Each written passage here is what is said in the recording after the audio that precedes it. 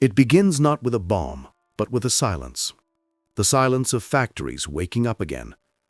Sparks flash against concrete floors once forgotten. Conveyor belts hum beneath floodlights. And in that electric hum lies the echo of history repeating itself. Across the United States, Europe, and Asia, production lines once meant for comfort goods now feed an older instinct: survival. The new war isn't declared. It's manufactured. From Warsaw to Tokyo, from Helsinki's frozen docks to Austin's clean rooms, the same message rings clear. The era of peace production is over. The West has begun to rebuild its arsenal. But this time, it's not just tanks and missiles. It's semiconductors, satellites, cyber grids, energy routes. Because in a fractured world, power isn't just what you fire, it's what you can keep running when everything else shuts down. In 2025, something shifted. The old model, globalized, efficient, and fragile, began to crack. Every war, every energy crisis, every cargo bottleneck taught the same lesson: dependence is vulnerability. When Russia's invasion of Ukraine froze Europe's gas veins, when China tightened its grip on rare earths, when Red Sea drones stopped tankers in their tracks, the West realized the battlefield had moved inside its own supply chains. And so began the quiet race to rebuild power, not through conquest, but through reconstruction. The new arsenal isn't about aggression, it's about endurance. Factories once outsourced to Asia are now being dragged back home, reborn under a new doctrine called friendshoring. It's not globalization, it's weaponized trust. The idea is simple: build only with those who will stand with you when things go dark. America calls it secure manufacturing. Europe calls it strategic autonomy. Japan calls it economic resilience. But underneath every term is the same realization: the next war won't be fought for land, it'll be fought for continuity. In Helsinki, the icebreakers gleam like steel titans under northern dawn. The Arctic, once a frozen void, has become the next frontier. Melting ice caps have opened new shipping lanes that cut travel between Europe and Asia by 40%. The US, Finland, and Norway are now co-developing next-generation icebreaker fleets, each a floating fortress powered by dual-fuel engines and equipped with drones and radar arrays. They're not built to explore, they're built to defend, to patrol the new arteries of global trade before others claim them. Because where new routes appear, new rivals follow. Further east, China's Polar Silk Road is expanding, a strategic vision to connect Arctic resource zones with mainland ports, guarded by ice-hardened destroyers. Satellite imagery shows Beijing laying groundwork for Arctic bases in partnership with Russia, just as Moscow reopens abandoned Soviet-era outposts. The Arctic, once too cold for conflict, is now too valuable for peace. At the same time, Europe is rearming, not in rhetoric, but in steel. Germany, once hesitant, has launched its biggest defense investment since the Cold War: 100 billion euros to modernize air defense, armor, and missile systems. Poland is buying South Korean tanks at a pace unseen since 1945. France is doubling its drone production. The Netherlands is retrofitting its ports for U.S. submarines. A silent industrial mobilization is underway, not as spectacle, but as strategy. And across the Atlantic, American foundries roar again. Chip fabs in Arizona, ammunition plants in Texas, hypersonic labs in Colorado. The Pentagon's logistics web, once stretched too thin, is being rewoven. Even private tech giants, once detached from national security, are now under contract to defend it. Microsoft's cloud backs military networks. SpaceX satellites serve encrypted battlefield data. Palantir algorithms predict supply vulnerabilities. Silicon Valley, long the world's innovation hub, is now a digital fortress. The shift isn't just industrial, it's philosophical. For decades, the West believed the world was held together by trade and trust. That belief built prosperity. It also built dependency. Now, the doctrine has flipped: deterrence through production. Whoever controls the tools of creation controls the balance of survival.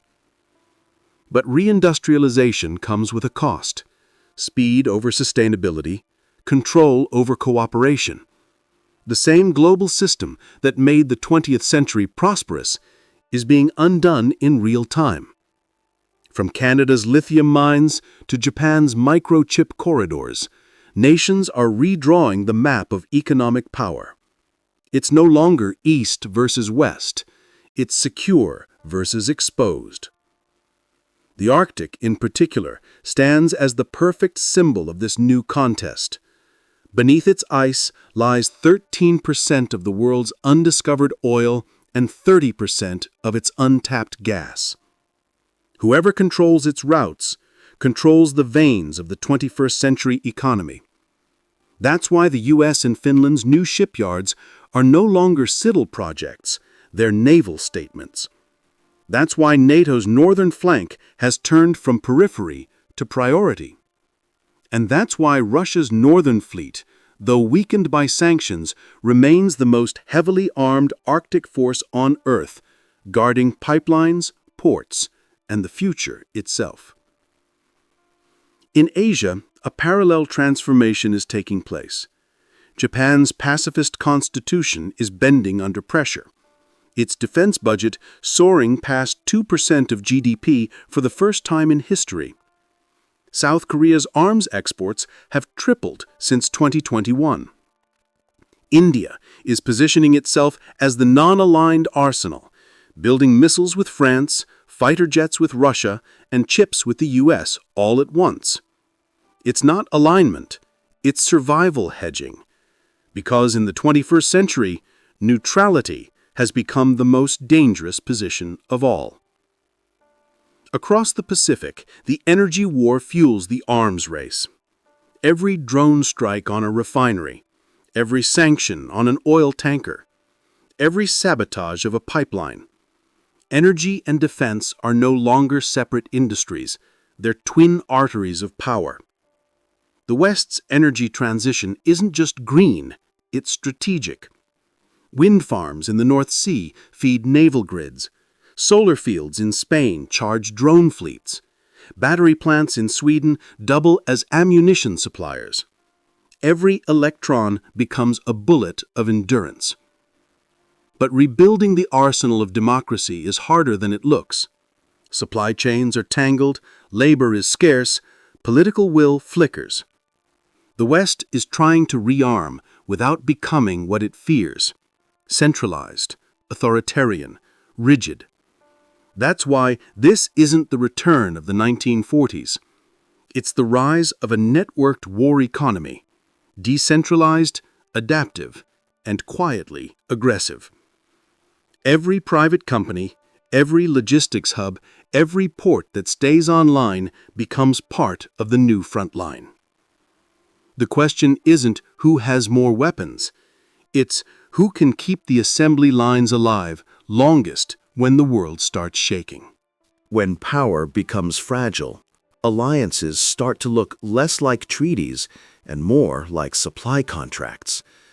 Every crate of munitions, every shipment of microchips, every ship breaking the Arctic ice is a statement of loyalty. The West is no longer unified by ideology, it's unified by logistics. And that's what makes the 2020s so volatile. The map of allegiance isn't drawn in capitals anymore. It's drawn in supply chains. The United States leads, but no longer commands. Europe follows, but no longer agrees. And Asia, torn between markets and militaries, walks a razor's edge. In the background, a quiet revolution brews, the rise of defense energy convergence. The same turbines that feed city grids can now reroute power to drone factories. The same data cables that carry Netflix one night can carry encrypted battlefield maps the next. Every civilian asset now has a dual purpose, and the line between defense and development fades. That's why Finland's icebreaker yards matter, why Australia's submarine basins matter, why Norway's deep-sea cables and Poland's armored railways matter. They're not local projects, they're arteries of a new survival ecosystem. Meanwhile, Moscow and Beijing are watching the reconstruction closely. To them, this isn't defense, it's escalation. To counter NATO's Arctic strategy, Russia has begun recommissioning the Kola bases, deploying MiG-31 interceptors equipped with hypersonic Kinjal missiles along the ice edge. China, in turn, expands the Yamal LNG partnerships, securing energy corridors that stretch from Siberia to Shanghai. The Arctic is no longer a frozen desert, it's a chessboard. And every new route carved through the melting ice is a new front line waiting for a flag. In the skies, the next arms race has already begun. Hypersonic glide vehicles, AI-driven target recognition, satellite-linked drone swarms. The line between war and simulation is blurring. The West's strategy is not to outgun, but to outlast. And to do that, it must re-engineer its foundations, the energy grids, the shipyards, the data centers. In Poland, American engineers work alongside Korean designers on next-generation tank assembly lines. In Texas, new uranium enrichment plants are under quiet construction, feeding small modular reactors designed to power remote Arctic bases.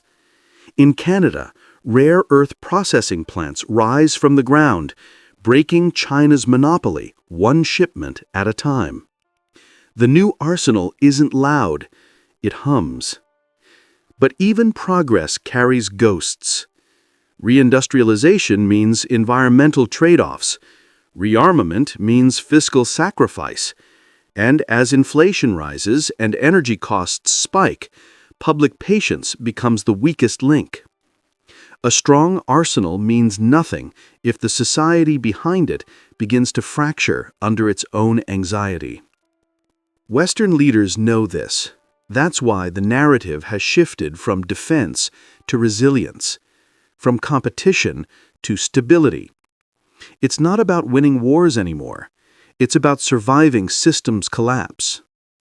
Because the future battlefield won't just be fought with missiles or code, it'll be fought with endurance, power grids that don't fail, supply chains that don't break, and populations that don't panic when the lights flicker. Yet history has a cruel rhythm.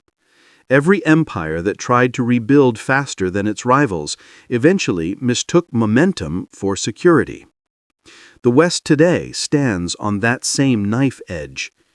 Factories are roaring again, but the question remains, are we rebuilding to deter war or preparing to survive it? The world's balance no longer turns on ideology. It turns on infrastructure. The side that controls the energy, the logistics, and the minds that build them will define not just the next war, but the next century. And somewhere, in the quiet of a Finnish shipyard, a welder lowers his mask. Sparks fly. A hull takes shape. And the world tilts a little closer to the future. If this breakdown helped you see how the next global conflict is already being built in plain sight, don't just scroll past, take action. Hit like, subscribe, and turn on the bell for weekly intelligence briefings from the Survival Brief. Because the more you understand the world, the less it controls you. Stay alert, stay grounded, and keep building the skills that keep the lights on, even when the world goes dark.